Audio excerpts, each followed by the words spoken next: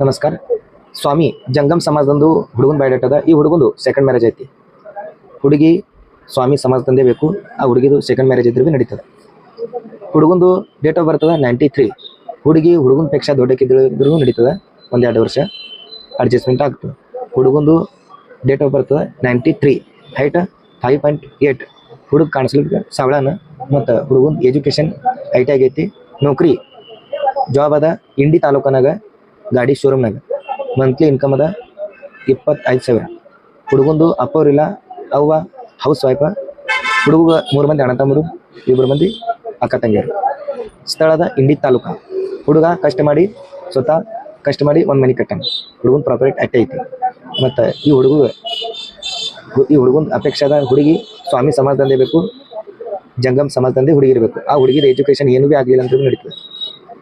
ಹುಡುಗಿ ತೆಂಗಿನಕಾಯಿ ಇಟ್ಟೆ ಅಪೇಕ್ಷೆ ಅದ.